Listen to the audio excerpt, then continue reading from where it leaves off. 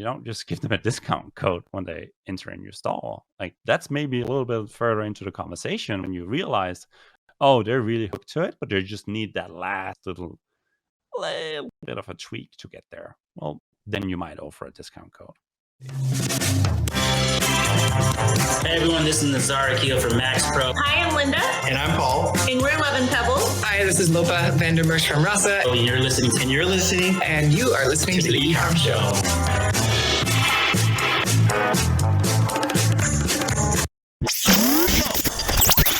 Welcome to the E-Comm Show, presented by BlueTuskr. The #1 place to hear the inside scoop from other e-commerce experts, where they share their secrets on how they scaled their business and are now living the dream.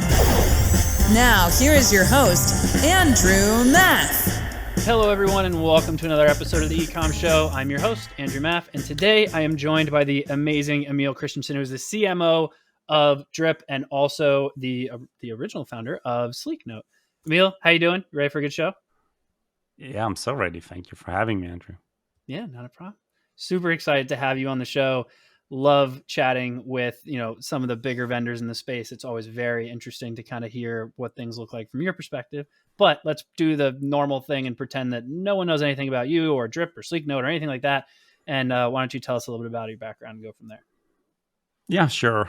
I could talk about this for 20 minutes, but I'll do it in 30 seconds because this is usually where I zone out myself in podcasts, so I'll make it quick. Like I'm a founder of Sleeknote, which is a pop-up and slide-in tool. I founded that 8 or 9 years ago. Recently got acquired 6-9 months ago by Drip, which is a marketing automation platform, and I'm now the CMO of Drip, so no more of a founder, but 100% acquired by Drip, and now a CMO there. And cool. Drip, for those who doesn't know, is a marketing automation platform primarily for e-com. I think that's the very short version. There's much more to it. There's an agency background as well, consultant and so on, but I don't want to bore everyone to that. Let's get into the meat. Nice. So let's start with Sleeknote, since that's kind of where you're at today started. What made you start Sleeknote, and what was the hole in the market that seemed to be necessary to fill? Yeah, I've told this story so many times. So I think for me it's fairly simple. We started as e-commerce marketers ourselves, and I was running an e-com business, and my other co-founders were running one as well. And 9 or 8 years ago, I would almost say 10 years ago when we founded this, there were not really pop-up and slide-in tools around. There were Opt-in, Monster, and similar tools, but they were all what I would call intrusive. And the goal were to get as many email subscribers as possible. Mm-hmm. And our goal as marketers at the time were to get as much revenue as possible, not necessarily as many email captures as possible.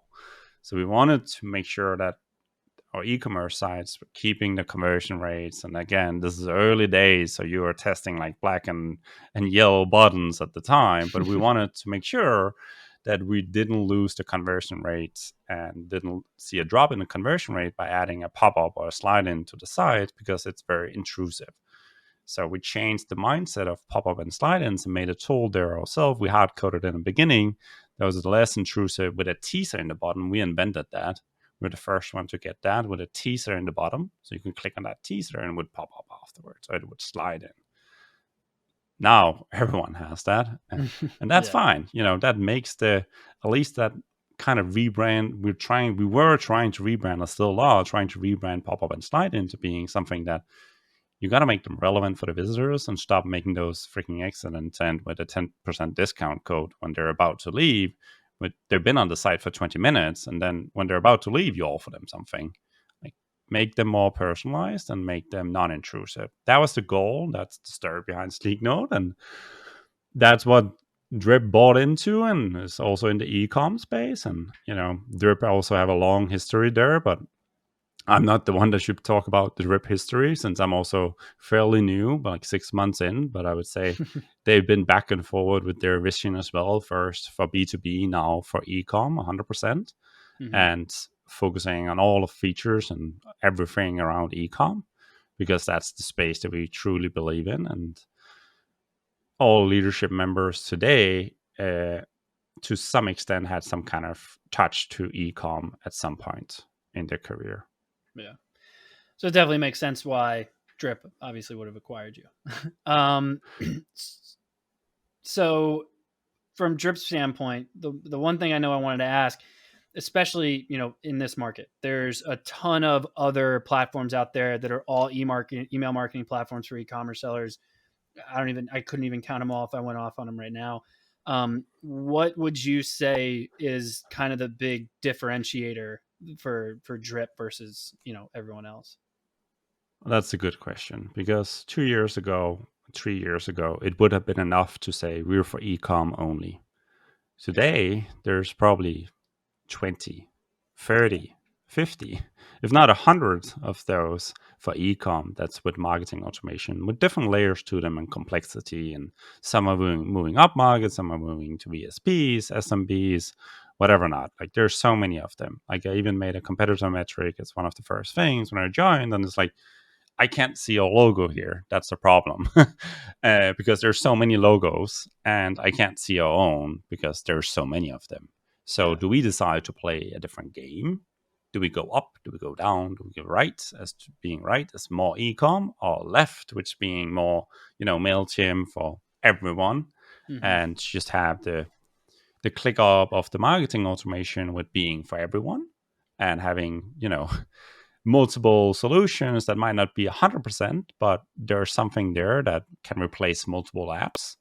Where we are going, though, is we want to move a little bit away from the ESP game and more into what we would call direct to people. We truly believe that, all good marketing starts with understanding your best customers. And I don't think most e-commerce brands have an understanding of who their best customers are. So having a tool that can help you analyze who are your best customers, and over time, instead of starting with, most of folks can't see this because it's a podcast, but all I'm trying to show you here is the classic funnel where you add folks on the top of the funnel, which most marketing automation system helps you do. Add folks to the top of the funnel, focus on transactions instead of relationships, where we want to turn that around. So start with your best customers, build relationships to those, and take that inside out. So we need to help our companies that use this Drip with building relationships to their customers. That, of course, is a game that other competitors are playing as well with data. Klaviyo is an example. They're probably the leader on a data perspective. And I think Omnisend is another one, which is going probably a little bit more down market, VSPs and a freemium model and so on. And whereas yourself is moving closer to direct to people platform and putting the customer in the center and relationship first. So e-commerce businesses that really do truly believe that CAC is increasing, which it is, and don't want to focus on the next transactions, but want to focus on relationships over the next transactions, that's what we are going to develop features for. That's the name of the game for us. And other platforms are focusing on the next transaction, which is fine. That's where we're different. And of course, the solo focus on e-com as well is that I would say that's just a property at this point. It's not necessarily a differentiator. Yeah. How are you deciphering best customers? I mean, I know the obvious being, how much they spent, maybe how many orders they placed, all that kind of fun stuff. But are you able to also kind of paint a picture around anything tied to maybe demographics or how often they visit the site or anything along those lines? Like, what does that actually start to look like? Ideally, when you log into Drip, and this is what we're building right now and like going for 100%, is you should be able to have pre-built segment that's much more than just your VIPs, like being those that bought from you more than twice. It's like, oh, that really isn't VIPs. It's just someone that bought from you twice. Like, you don't even know if that's your VIP. So for me, it starts with much more than that. You should be able to take reviews, you should be able to take what I would call real world data as well. So take data from surveys. That's what ties it back to Sleeknote here with us pop-up. The first pop-up I made was a pop-up on a receipt page saying, how did you find us? Why did you buy from us? tie that data back to your best customers, your customers, and then you suddenly have something nobody else have. Everyone else have revenue attribution data and da da da da da. You could argue all day long about that attribution data because it's not correct. It's BS most of it because, in an attribution world today, even with the best attribution systems I've seen out there, even in B2B, that you end up asking the customer in a call. I've just listened to enough gong calls to know this. It's like, oh yeah, I heard about you in this podcast. Where it's like, oh hell, like this is a Google Ads attribution. Well, no, it's not. It's the podcast. That's what I just clicked on your ad because I was searching for whatever MailChimp alternative, and it's like, oh yeah, I remember you now. It's like, there it is. Okay, well then it's the last click. But yeah. So for me, Andrew, I don't know if that replies to your question. It's a long journey there, but No, it starts with having more than just repeat purchase customers, because that's not your VIPs. Your VIPs, you should know why they're your VIPs and how they become your VIPs.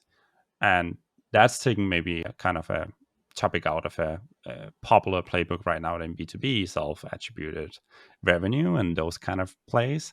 I think we can put those into a B2C e-com context as well and help folks survey their best customers and put that data back into what we would almost call a CRM for e-commerce. Yeah. So once you've identified these best customers and now you know exactly who you want to continue to engage, who you want to obviously be focused on retaining, there's a lot of like basic flows that come in a lot of different platforms. Like you have a basic like best customer flow. Like once they're considered a best customer, you send them a thank you for being that, and maybe you do a little bit more after that and give them some offer or something like that.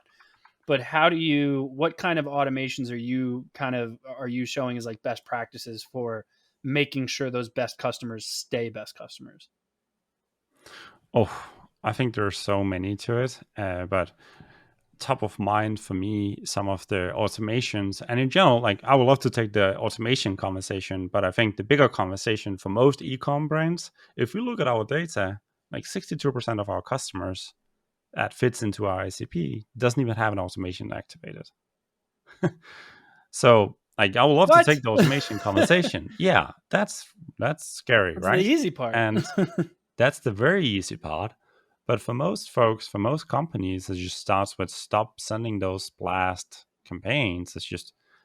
That's how most companies are treating emails these days. It's like, oh, it's Friday, let our intern send this email that goes out and let's see where it happens. And we're just going to send it out to the entire list and let's see what happens. So it's not because I don't want to reply to your question, but I do think that we got to get back to the basics. It's like, okay, how do you write a good email? Like, write an email and segment your not just segment your customers, but segment your list. Okay, just start simple. If you don't have any segments today, just start with everyone that bought from you and everyone that haven't bought from you. Okay, that's the start. That's phase one. Okay, write an email to those and blast it out to those two segments. But that email is very different. If I had a physical store, which is an example that I usually use at Drip, it's like if I had a physical store and someone walked into the store, and I know the guy because he's been there 10 times this week and he's purchased from me multiple times, I would talk to him completely different versus someone that I've never seen before. He walked into my store, I would talk completely different. I would maybe wait a little bit with being, I would be more passive. I would maybe wait a little bit and ask if they needed help and so on. But if it's someone I already knew and had the data on, aka the whole history of him buying these three things, I remember some of them, well, I would probably start, and my language would be completely different. And I would start the conversation at a different level.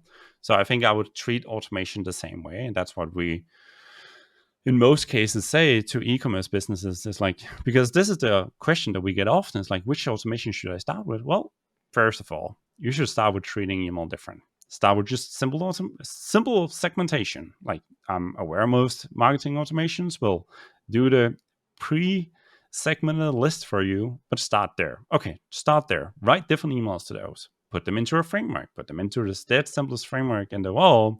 Marketing framework that we kind of adopted as well is like delight, convert, attract. Put them into that, but see it as a bullseye with delight in the middle. Those are your customers. Those are your best customers. Get more of those. Just start with those two symbols, write different emails. And when you talk about automations, it's like, sure, all of the classic ones, start with a welcome, start with a repeat purchase, start with a you looked at a product but you didn't buy it, start with a cart abandonment. Cart abandonment for e-com is the simplest one to get revenue tomorrow. But again, it's transactions over relationships. So where do you want to start? In my opinion, humble opinion, sure, you should start with having a welcome flow. If you don't have that today, start at basic levels now. Start there. Yes, someone signs up. Start with a welcome flow. Okay. Number 2, do your segments. If you don't have any customers, non-customers. If you have those, okay, dive deeper. Which are the biggest? Which customers is it? What did they buy? What didn't they buy? Did they buy sneakers from you last year? Is it time again? Is it 6 months ago? Do you want to send them something that maybe is tied together with it? Someone is selling a table. Do you want to sell them something that's related to it? And so on. So automations,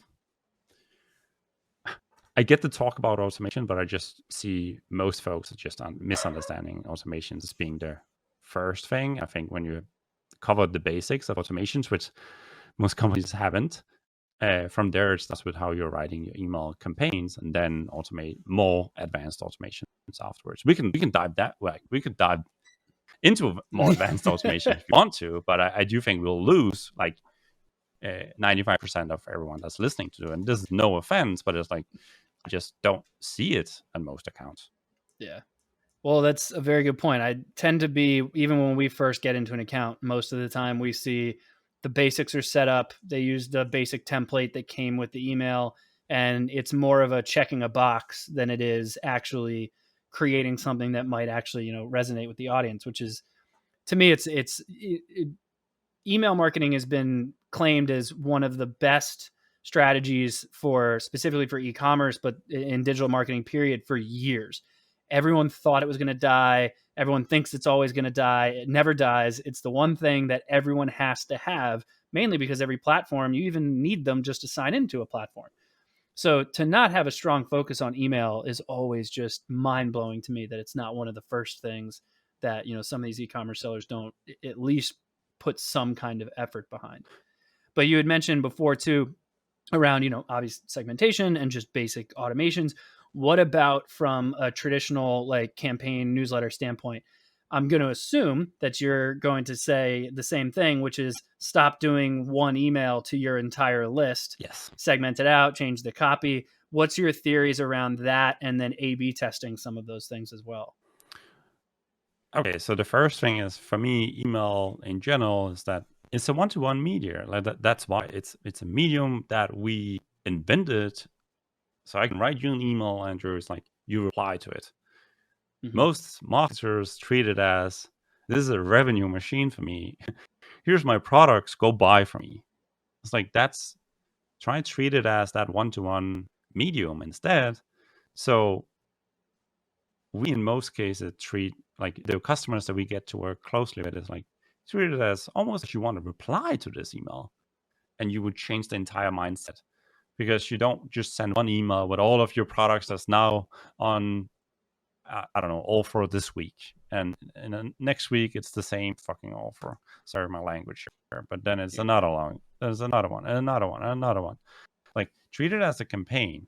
So write one email and don't expect your email list to see that email. Like, write another email that's similar to it, but with a different language to it, that's in a sequence, but without having to interrupt the flows. It's kind of like the TV shows. It's like, you can watch NCS or watch whatever is out there, but you can kind of watch one episode and then you can watch the next episode without having to watch episode number 5. You can watch episode number 7. I kind of see email as the same. There needs to be some kind of line in the language, and you shouldn't be afraid of using the words that you would usually do as you write to a colleague almost. Because that's how email was invented. And even ourselves, we changed our email strategy ourselves completely, as being this classic HTML. It's like, here's our blog post of the week, to no, here's a story. Here's a personal story. I've sent emails with pictures, and this is over the limit for some folks. I'm aware of that.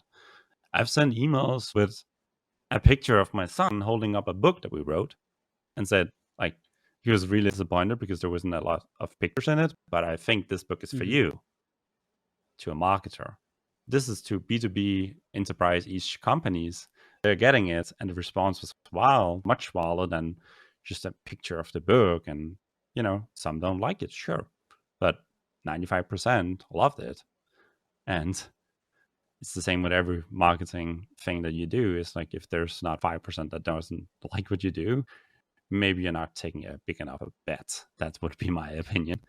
And number two, when you look at these emails, it's like, make them in campaigns. So there's one thing that you want to talk about, you want to sell.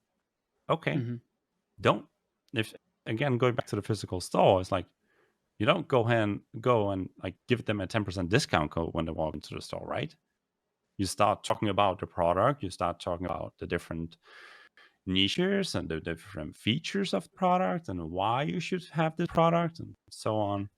You don't just give them a discount code when they enter in your store. Like that's maybe a little bit further into the conversation when you realize, oh, they're really hooked to it, but they just need that last little bit of a tweak to get there. Well, then you might offer a discount code.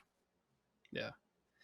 So to your point of, you wrote this email where you were holding up this picture of a book and you wrote the story. Do you feel the same way for e-commerce, where if you were to kind of, e-commerce sellers should consider pivoting away from the more, like, I kind of consider them like e-commerce, like traditional looking, like heavily designed HTML, like all, basically the design team made the whole thing. Like, are you kind of basically, is the opinion to kind of get away from that and make it more conversational, make it even look like just a more traditional email as if you were to just send one to a friend? Oops. I'm gonna expose the best sales trick. I hope none of our competitors listen to this, but I'm gonna expose the best sales trick that we have, because this is related to it. If someone signs up and it's a bigger opportunity for us, we would go in, take their current email, remove the logos, change the colors to a natural color, and do the same thing with their competitors. Which one is your email? Just show that to the CMO. They would have no freaking idea which one is their email. And that's the problem with email for most. It's like if you can't see it, how would your target audience be able to see the difference? Why would they buy from you when the same sneakers on an offer somewhere else or showcased in 10 other competitors? Like we talked about marketing automation being, a red sea right now, but go into any e-com niche right now and it's the same. Anyone. And there's so much competition out there. There are brands that really see a lot of growth right now. And that's also a popular thing. At least I see it way too often, almost like influencers that open up brands. And there's so many examples of this, but influencers that open up what I would call D2C brands, they just have a personal touch to it. Like if I remove the logo and the colors, they know it's them. So you as an agency, e-com agency as well, is like the tendencies there is like, I think for agencies, it's like, okay, help them take that voice. They probably have that somewhere else. That's what we try to do as well, is you either just take that conversation with your agency that you're already using. It's like, maybe they have a strong social, let's say that. Okay, how do you take that social language and transfer that into your emails? The best examples we've seen is those that's very good at TikTok. I know this sounds silly, but those that's really good at TikTok take almost the same language as you use there. I know that might be a low point for some, but stop there and then move up. But change your language. I'm not saying you should show pictures of your children, whatever, in your emails, all of you. I'm not saying that. I'm just saying, if you can do the same thing with removing your colors and logos, you can't see the difference. You can show that to a colleague that's not working with it every day. They can't see the difference. Then you have a problem. Like, change it until someone can see it's you. That's a very good point. I like that. I like that a lot. Sorry, kind of left me thinking about it. Last question I got for you on a sendability side of things. So there's a lot of, everyone talks about setting up the automations and the basic campaigns and all this, A/B testing subject lines, blah, blah. But if it doesn't reach the email, it doesn't reach their inbox, that's a problem. And there's a lot of different weird like hacks that people seem to kind of, claim can work. There's a lot on a DNS side about getting like the DKIM all set up and everything there. There's now platforms where they like warm up an inbox. So, they'll send you emails and reply to stuff and all that things just to kind of keep the email going so it looks legit to, whichever provider they're using. What is your stance on all of that? Do you find it necessary, or do you think that, it's all just BS? No, I don't think it's BS. I do think that there's something there, especially if you look at the more modern spam filters in general, and especially the promotion tab. Like, we're not talking enough about the promotion tab in Gmail. We see such a huge percent of our customers, and their end list is just ending in the promotion tab. It's like, I think that is the big talking point here for me. Sure, you can do your warm-ups of your list, and there's tools out there for that. And in general, if you put your marketing automation system, make sure that there's a deliverability team. They know what they're doing. And I think that's the first thing as well for us. It's like, that's the most important team almost, is like making sure emails ending in the inbox. So we don't just take any customers. Like, we say no to a ton of customers that comes to us, and there's clear deliverability issues. We say no to them and have to stop collaborating with them. And some platforms don't do that, and that is what it is. But warming up your list, you can do that. Number two, you can get more replies. So that's the strongest signals that you can send to most spam filters today, is a reply. If you get a reply, you can also avoid the promotion tab. That is the strongest signal you can send. So again, going back to like kind of wrapping all of this, is like, if you do personal emails, folks will reply to it more, because you can even ask for replies. When you get more replies, your deliverability will be better. You'll avoid the promotion tab. There's a bigger likelihood to avoid the promotion tab for some. But in general, I don't think deliverability should be the biggest problem if you choose the right platform and if you remember to clean your list. That's also a problem. And we could also spend 30 minutes talking about that with the new iOS update and whatever not, and how you clean your list. But generally, that's also becoming more and more difficult with the iCloud changes and so on, with the default open and whatever not that's there. But generally, if you make sure your platform has a good deliverability team and has a focus on it, you focus on writing emails that people actually want to open and interact with, the strongest signal you can get is replies. See if you can get that. You can warm up your email list, sure. But that's not going to save you if you have an old email list of 100K that you just upload to a marketing automation platform and send out a blast email to everyone. That's not going to save you. But you can warm up for months. That doesn't matter. Emil, that was awesome. I really appreciate having the show. I don't want to take up too much of your time. I know we're already kind of pushing a little bit. I would love to give you the opportunity here to let everyone know where they can find out, obviously, more about you and more about Drip. Sure. I hope someone here just want to, I don't know, chime in here and hopefully support the same POV as us in Drip if you want to. You can always just reach out to me, even directly on LinkedIn, if you have questions to Drip, or you can just go to drip.com and you can check it out. I think that would be the best approach. Check us out. Like, we are different than the other ones out there, and there's a system for everyone. And I don't want to say that we are the best for everyone. I think we're best for our niche, like anyone else. And go check it out yourself. I think that's the best approach. Love it. Emil, thank you so much for being on the show. Obviously, everyone that tuned in, thank you as well. Please make sure you rate, review, subscribe on whatever channel you prefer, or just head over to ecommshow.com. You can check everything out there and all past episodes. But per usual, thanks again for joining. We will see you all next time. Have a good one. Thank you for tuning in to the E-Comm Show. Head over to ecommshow.com to subscribe on your favorite podcast platform or on the BlueTuskr YouTube channel. The E-Comm Show is brought to you by BlueTuskr, a full-service digital marketing company specifically for e-commerce sellers looking to accelerate their growth. Go to BlueTuskr.com now for more information. Make sure to tune in next week for another amazing episode of the E-Comm Show.